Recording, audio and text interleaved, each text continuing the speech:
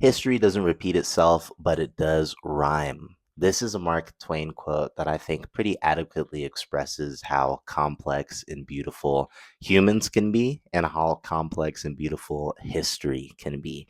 I finally took the plunge to read the book Mouse by Art Spiegelman.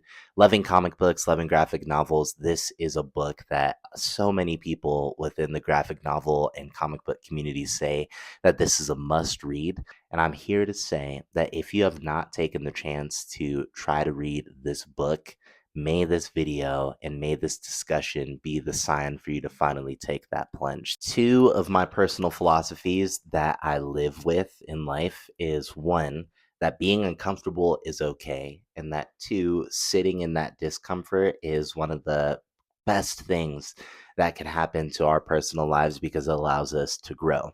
Reading this book, Mouse, really was a poignant reminder of this. Art Spiegelman did an awesome job about allowing us to basically really confront uncomfortable truths and grow. What is this book and what is happening in it?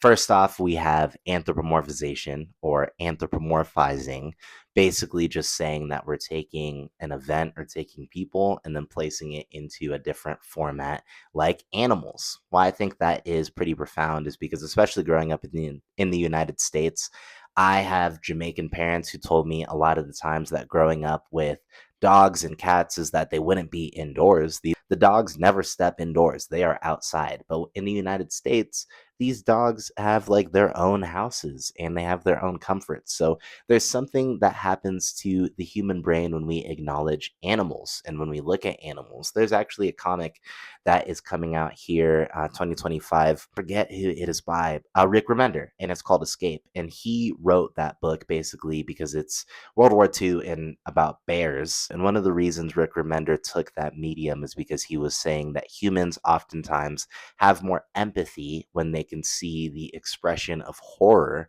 when it comes to it being depicted with animals instead of humans. And I think that's super fascinating. So this book basically takes Art Spiegelman and a lot of these recordings because his parents survived the Holocaust. His mom took her life when he was an early young adult.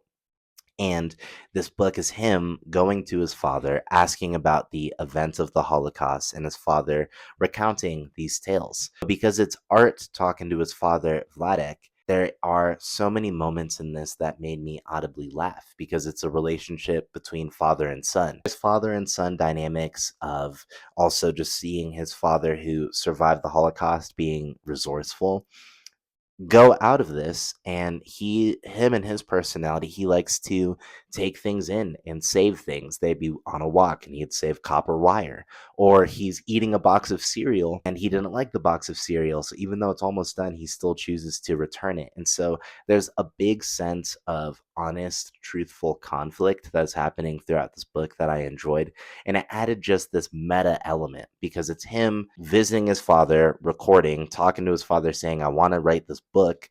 And yet we're reading the book of that's what happened in real life. The anthropomorphization of the characters. We have the Jewish who are mice. And when I was reading and listening to some of the interviews with Art Spiegelman, he chose mice very intentionally because the Nazis, they would look at the Jewish and call them vermin.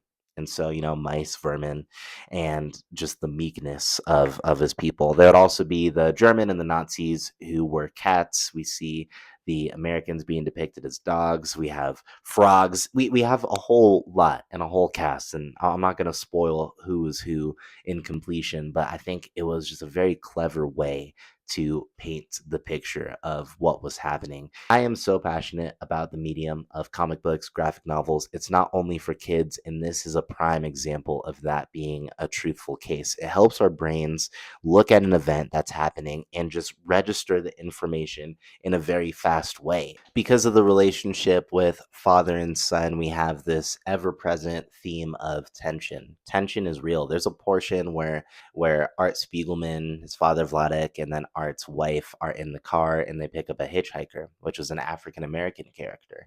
And Art's father was showing his racial bias and stereotypical and racist comments toward this person. And Art was feeling very conflicted by this. And yet you're here also complaining and roasting and being racist against this person. How does that make sense?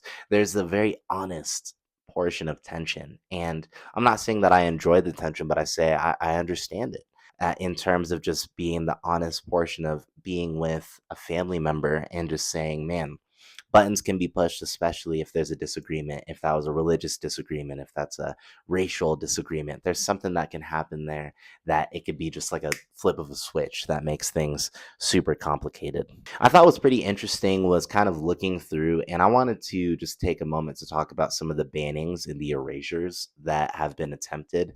One, it's the bannings of the book Mouse, but then two, the concept of attempted erasure of the Holocaust. Whether it was Poland or Russia or Tennessee, different parts of Mississippi, different parts of the US, there were a lot of different school districts or portions and places in the world that had these different reasonings for banning the book Mouse. One of the ones that I definitely pushed back against was that it was sexual in nature. In the book, we see these mice, especially these male mice, that are naked. And during that, we see these naked mouse genitalia. And so, Mississippi and Missouri, some of these places were claiming that this is sexual in nature. We can't show it to our children. My pushback is that genocide and how these stories and how these things were depicted and how it happened is honest and truthful, and the rights and the humanity being stripped off, especially in the humanity of dignity of even having your own clothing. Genitalia being shown isn't there to be of sexual nature. It's there to show that these are humans that were stripped of their dignity and of their rights. It's so fascinating to me when these book bannings end up happening. And then all of a sudden it's like what are the things that we are to have on the bookshelves instead? Sorry that you are uncomfortable with genocide. You should be. That is the case. That is how it should be. And so this is a book when I'm thinking of my nieces and nephews and I'm thinking of, Lord willing, my future kids, like this is a must read, especially as you enter teenagehood, age 12, 13. This is a must read. It's uncomfortable.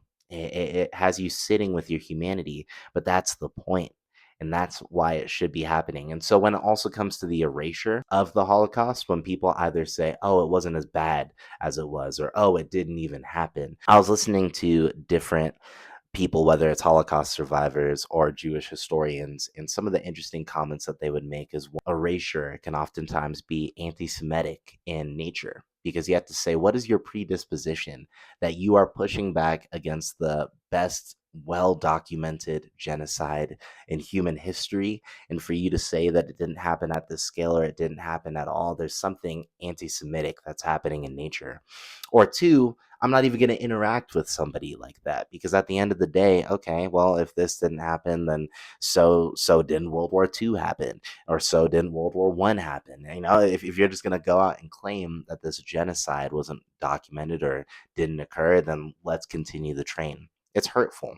It's hurtful when we see those tweets. It's hurtful when we have Kanye West releasing a song "Hail Hitler" in 2025. It's unbelievable. It's sickening. The sad thing to me is that denial is going to continue to reign true, especially after we have Holocaust survivors who fully pass away. When I was about 14 or 15, we actually had Jack Adler, who was a Holocaust survivor, visit our high school. And me being 27 years old now, I've been thinking about this in the past week and just been saddened at reflecting and recognizing I didn't appreciate it as much as I wish I could admit. And we prepared for that assembly by reading the book Night by Elie Wiesel. That is also a must read. And just thinking about it, I'm like, man, we actually had somebody who had a tattoo of the number on his wrist come in, survive the Holocaust, come into Highland Ranch, Colorado, to speak to a group of teenagers. How incredible. I also remember there was a girl who was cracking jokes during the assembly. My friends and I weren't fans of her at the time, and so we were excited to see her get roasted by Jack Adler, who looked at her and said, "Something funny you find?" And everybody was looking at her, and you could hear a pin drop for her getting in trouble by a Holocaust survivor. I just mentioned that to say that I feel like there's something kind of fascinating about maybe the lack of recognizing how special and how important something like that is. As we continue on in time, it's going to be a truth that we're going to have less and less Holocaust survivors. And that's why works like Mouse is something that we have to preserve and have to push, because this is a medium that I think is so important, especially it is for adults. Yes, I'm an adult and I was so moved by this, even into my dreams. I had weird, terrible dreams after reading this because I would read it at night. But especially for our nieces and our nephews, our children, our students, like this is a work that needs to be preserved. Mouse isn't just a comic, it's a testimony, it's history, it's a reflection on humanity and dignity. The place that I come from is being a believer in Jesus Christ. And for me, kind of sitting with it and recognizing what does it mean to be human, made in the image of God, my recognition or my contention, what I'm convinced of, is that we are all worthy of living and we are all worthy of human life and human dignity and worth. And we see here an event where the rights of that human dignity, life, and worth was stripped. If we look at current life now and we look at the political landscape in the West, in the United States, the division, the taking away of rights of people, of people living, people not living, of history maybe not repeating itself at the wide scale of what we saw at the Holocaust, but we're seeing it rhyme. We're seeing the semblances. We're seeing the echoes. We're hearing the echoes. This is why we have to stay informed. This is why we have to continue to read, continue to take a step back and to look and say, what were the experiences of people who lived through this and how can I learn from it? I want to push everybody to read. If you're watching this video, if you have not read Mouse, I could not suggest it enough. And I'd also say get ready for a roller coaster of humor, sadness, realness, grittiness. To be human is to be difficult. To be human is to be beautiful. To be human is to feel. So if you have any thoughts, especially toward anything that I said, if you've made it this far in the video, I'd love to interact with you on this. If not, as always, more power to you. Thank you so much for watching, and I will catch you next time.